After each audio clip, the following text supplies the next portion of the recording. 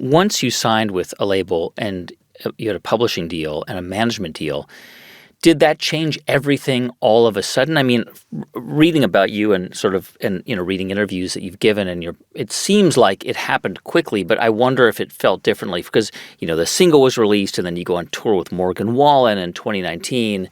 Did it feel like that just supercharged things very quickly after all of those deals were signed? Absolutely not. I knew that when I signed my name on that dotted line, that's truly when the hard work began. And I knew that going into it. I was like, okay, I have been preparing for the race. I now have entered the race, and now I'm about to run it. So I was like, okay, now is when it counts.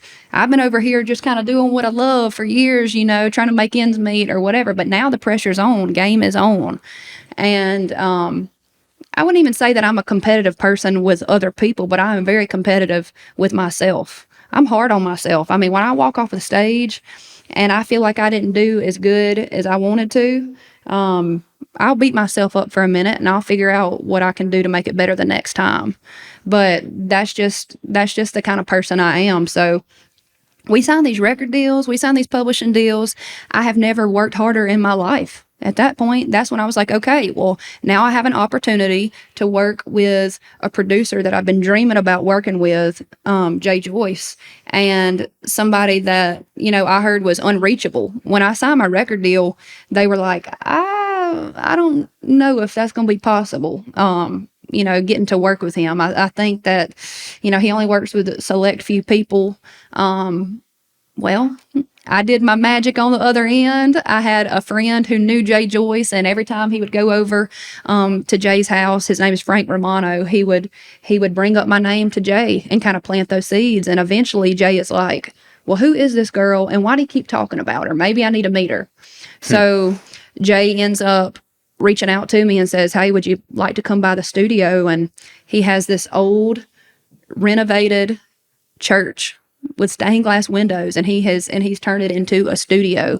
And he's got these 2 150-pound Great Danes that just walk around. They look like little miniature horses. And I go over, I bring him coffee, and I was fully expecting to pull out a guitar and play him a song and see if he was interested in maybe working together. But I come in, he's smoking a cigarette right there in the middle of the sanctuary, and I thought, man, this is my kind of people right here. He's just doing what he wants to do, how he wants to do it. And we got to know each other. We sat there, we talked about the way that I grew up, the way that I was raised, what I grew up listening to. We talked about his story, what brought him here. He really took the time to get to know me, and he took the time to get to know my personality. And a few weeks later, he asked, hey, do you want to come back over to the studio? And I stopped by, I bring him coffee again. I never play any music at all. I go home. A few weeks later, I come back by again. And this time, he throws me a guitar. And he's like, let me hear what you got. Wow. And at that point, I was thinking, well, I thought we were just hanging out, And I play him like a song and a half. And I stop, we talk a little bit more about life, and I leave. And later that day I called and I said, I don't know what you had in mind, but I know what I have in mind. I'm getting ready. I just signed this record deal and I'm getting ready to make a record. And, I look up to you a whole lot, and there's a whole lot that I want to learn from you. And he said, you just let me know when. And so that was it. So I got to go back to the label and say, I've actually talked to him. So we gotta figure this out. We gotta figure out how to come up with the funds to do it. And, we did it. And I have found a producer that gets it, that gets what I do. He gets what bell bottom country is. He knows who I am deep down because he took the time to get to know me before he said, yes, this is something that I want to do. I always say I want to be the worst one in the room, whether it's in the writing room or in the studio, because I want to leave there feeling like I learned something.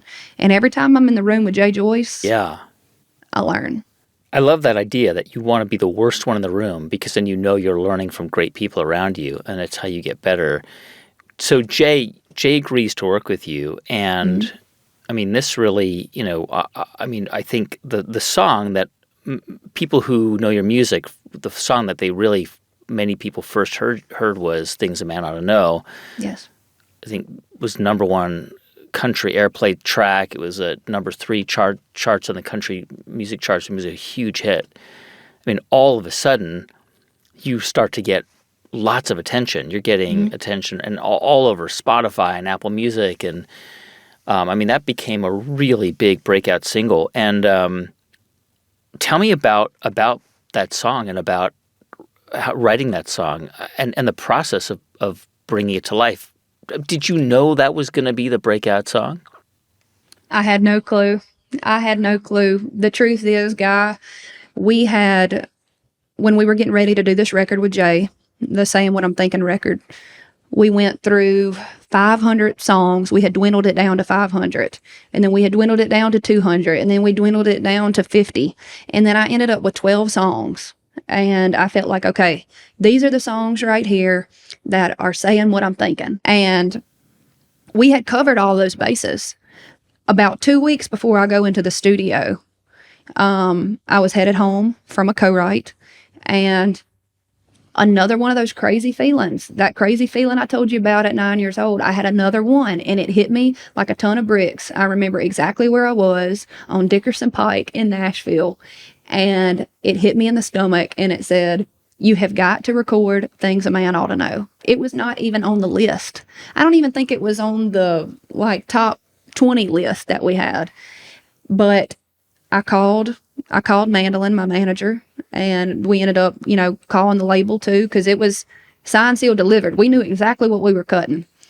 And we called and said, we've got to make room for Things a Man Ought to Know. I don't know why, but we just have to.